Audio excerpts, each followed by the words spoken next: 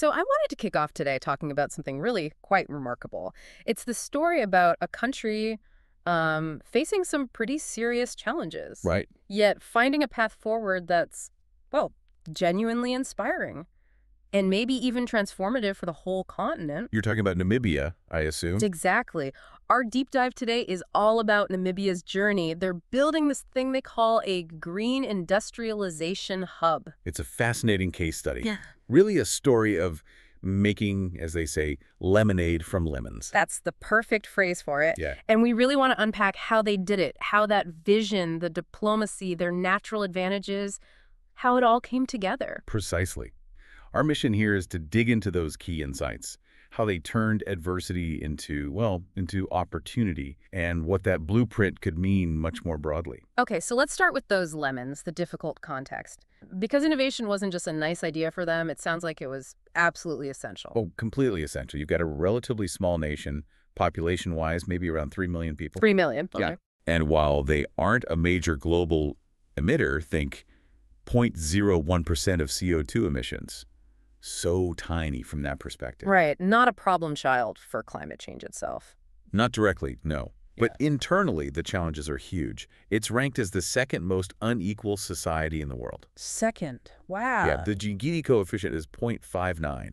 And what that means, for you listening, is just this enormous gap between the wealthiest and the poorest. That's stark. It is. And then add on top of that a really stubborn unemployment rate. It sits around 37%. 37%, that's incredibly high. Just trying to imagine managing an economy with that level of unemployment. It's a massive drag on everything. Yeah. And then there's the energy situation, which adds another whole layer of complexity. Right, you mentioned energy insecurity. Yeah, they import somewhere between 40 and 60% of their energy. 60%.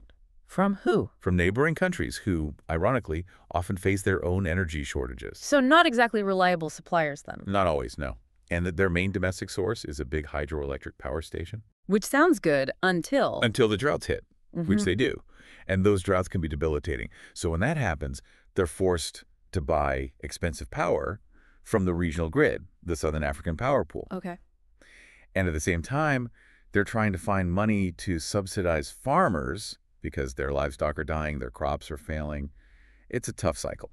So you've got this combination, extreme inequality, huge unemployment, fragile energy supply, climate vulnerability.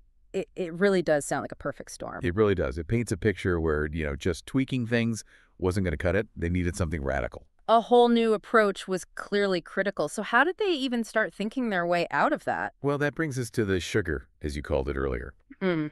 Amidst all those challenges, Namibia has some truly amazing natural resources. Ah, the renewable energy sweet spots. This is where it starts getting really interesting, right? Exactly. What's so fascinating is how they're deliberately leveraging these incredible natural gifts to tackle those really deep-seated problems we just discussed. So what are we talking about specifically? Solar, I imagine. Oh, absolutely solar. Huge parts of the country are just bathed in sunlight. We're talking world-class solar radiance. Something like 2,200 kilowatt hours per square meter. That's a phenomenal amount of sun potential, but harnessing that across a big, sparsely populated country, there must be challenges there. Infrastructure, logistics. Definitely challenges, yeah. And we'll get into how the blueprint addresses some of that. But it's not just solar. They also have some of the best wind resources on the planet. Really? Better than, say, coastal Europe or parts of the U.S.? In certain areas, yes, especially the southwestern part of the country. You get wind speeds consistently over 11 meters per second. Which means? Which means wind turbines can operate at incredibly high capacity factors, over 50% for many modern turbines. That's very efficient. Okay, 50% capacity factor. That's impressive. It is. There's actually a cool anecdote. This windsurfer, Antoine Albert, he set a record there, hitting 99 kilometers per hour over 500 meters. Just pure wind power. Wow. That gives you a real sense of the raw energy available. It does. And then, don't forget the coastline, 1,000 kilometers of it, which is crucial for other things like potential ports, desalination, maybe even offshore wind down the line. Right. So incredible sun, world-class wind, long coastline. The ingredients are there. The ingredients are definitely there. These natural advantages are the core of how they started to think differently. So the big question then is the how. How did they connect these dots, take those resources, that sugar, and use it to tackle the massive lemons we talked about? What was the actual plan? Okay, so this is the green industrialization blueprint. It was really spearheaded by the president and his economic advisor, James Mnyupe. And the core goal, was it just energy independence initially? It was much broader than that from the start. The main aim was about socioeconomic outcomes, Yeah. creating jobs, Yeah. good jobs, attracting foreign direct investment, FDI, building new modern infrastructure. And- And they didn't just look inwards. They looked at the region. Their neighbors represent a market of about 172 million people. Who could presumably use clean energy too? Exactly. And many of those neighbors have their own significant mineral resources, cobalt, platinum, iron ore, manganese, things the world needs for the energy transition. Okay, I see where this might be going. Right. The idea was use Namibia's renewable energy advantage, process those minerals in the region using clean power, and then use Namibia's transport networks, ports, rail, to ship these lower carbon products out. To where? Who's the market for that? Primarily carbon-conscious buyers. Think Japan, think Europe, places where there's growing demand, even regulation, pushing for goods with a smaller carbon footprint. So they're positioning themselves as a hub for green processing and export. Precisely. And crucially, the plan even includes decarbonizing the transport routes themselves, using green hydrogen, for instance. That's incredibly forward-thinking. It is. So if you zoom out, this blueprint isn't just, let's get our own lights on. It's, let's become a regional engine for clean industry and a vital link in the global shift to decarbonization.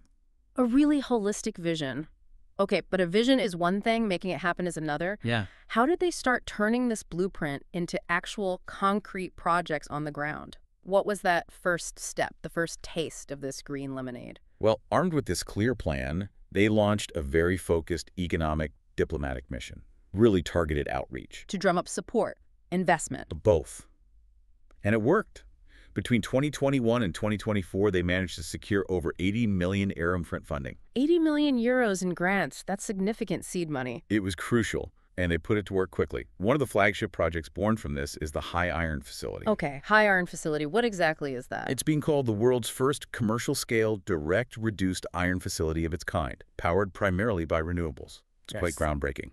First of its kind. For a nation of 3 million people, that's a bold move.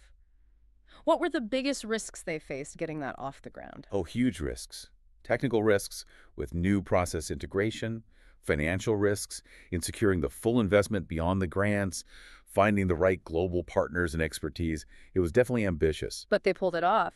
They did. The facility itself is quite impressive. It's got a 25-megawatt solar array feeding it, Okay. 13 megawatts of battery storage for smoothing output, and 12 megawatts of electrolyzers. 12 megawatts. How big is that in context? It's currently the largest electrolyzer setup in Southern Africa. These things are massive, like 46 tons each, 2 stacks of 6 megawatts. And what did the electrolyzers do? They use the solar power to split water, H2O, into oxygen, which is just vented safely, and hydrogen gas, H2. Green hydrogen, because it's made with renewable energy. Exactly. Then this green hydrogen is used as the reducing agent. Instead of using coal or natural gas like in traditional steelmaking, they use this hydrogen in a special horizontal kiln under high heat to react with iron ore. Iron ore being iron and oxygen, basically. Right. The hydrogen essentially strips the oxygen away from the iron, Leaving. leaving Namibia's first green industrial product since independence. Yeah. And these little nuggets of direct reduced iron, or DRI, and it's high quality, over 90% iron content. And why is that DRI so important? It's a key feedstock for making green steel. Steel production is a massive global emitter, right? Somewhere around 7 to 9% of all emissions. Yeah, it's huge. So producing this DRI using hydrogen instead of fossil fuels is a major step towards decarbonizing that whole value chain. That's a significant contribution. What about the local impact, jobs? That's crucial too. The facility created about 400 jobs just during the construction phase. 400 jobs. In a country with 37% unemployment? That's not insignificant. That changes lives. Absolutely. And the project itself was a real global effort. You had the solar panels, batteries, electrolyzers from China. The specialized kiln came from Germany. Capital from Europe. A Japanese company, Toyota Tsusho, committing to buy the product. An offtake agreement. Okay. Yeah.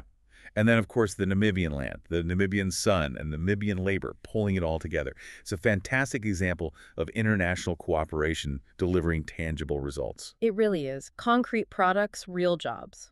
Okay, so green steel feedstock is the first flavor of this green lemonade. Are they stopping there, or are they exploring other avenues? Diversifying. Definitely diversifying. They're not putting all their eggs in one basket. One really exciting development is Africa's first green hydrogen refueling station. Ah, back to decarbonizing transport. Exactly. Remember that part of the blueprint. This station is the start of making that real. They're already working on producing dual fuel trucks that can run partly on hydrogen. Okay, trucks make sense for moving goods. And they're even developing a dual fuel train, one that would use a mix of hydrogen and diesel. A train? That sounds technically complex and probably expensive to roll out across a rail network. What are the main challenges there? Oh, the challenges are significant. You need the refueling infrastructure along the routes, the upfront cost of the specialized locomotives. Mm-hmm. It's a major undertaking. So they're pushing ahead. They are. The long-term vision energy independence, lower fuel costs eventually, cleaner transport corridors is the driving force. Plus, strong government support and those international partnerships help. Got it. What else besides transport? Green ammonia, that's another big one. How does that fit in? Well, you take the green hydrogen from the electrolyzers, combine it with nitrogen captured from the air, and you get green ammonia, NH3. And the use case for green ammonia is? One of the big potential uses is as a clean shipping fuel, zero carbon emissions when burned. Right. The maritime industry is under huge pressure to decarbonize. Exactly. And get this, as a sign of how serious Namibia's potential is, Belgium's largest shipping company has actually set up its headquarters in Namibia, specifically to develop a fleet of ships that will run on green ammonia. Wow, a major European shipping line basing its future fuel strategy development in Namibia. Yep. The engine technology itself is being developed in Switzerland, but the strategic hub for the fleet development is Namibia. It really shows how one integrated strategy can spin off these diverse, high-impact projects across different sectors. That is truly remarkable. It raises the question, though. How do they scale this? These are amazing first steps, but what's the vision for making this bigger, for really becoming that continental leader? What's the blender to make more lemonade? Right, scaling is the key now. Their ambition isn't small. They talk about wanting to, quote, take over the whole neighborhood with this green industrialization model. So they needed a mechanism for serious scale-up. And did they find one? It looks like it. A major opportunity came along in late 2024. The Climate Investment Funds, the CIF, launched a new funding program. It's called the Industry Decarbonization Program. Basically, offering nations chunks of $1 billion in very, very cheap money to build out these green industrial clusters. $1 billion. Yeah. Globally. Globally, yes. So Namibia put together an application, submitted it January 17th, 2025. Yeah. Their application ranked third in the entire world. Third place. That's incredible validation for their plan. Absolutely. It's a huge vote of confidence. And what it means practically is they now have the opportunity to apply for up to $250 million of what they call super concessional capital. Super concessional. What does that actually mean in financial terms? Why is that better than just, say, getting a regular loan? It's transformative. We're talking about money with maybe a 30-year repayment period. Okay, long term. An 8-year grace period before payments even start. Wow. And an interest rate, the cost of capital, of only about 1.1%. 1.1% compared to what they'd normally pay. Well, typically, when Namibia issues international bonds, Eurobonds, they might pay around 7% interest, maybe over 10 or 15 years. So 1.1% over 30 years with an 8-year holiday. It's a complete game changer. It drastically lowers the risk and the cost of these massive long-term projects. Exactly. It makes things feasible that just wouldn't be otherwise. Yeah.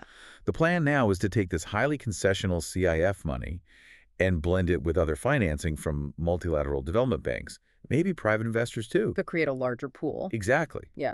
The goal is to build up potentially $1 billion fund specifically dedicated to scaling up Namibia's green industrialization efforts. $1 billion. Just for Namibia's green projects, that's immense. It is.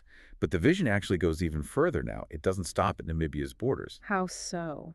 They're planning to use this momentum and expertise to build a continental center of excellence. The working name is something like the African Sustainable Industrialization Institute. An institute. To do what? To essentially capture and codify the how-to.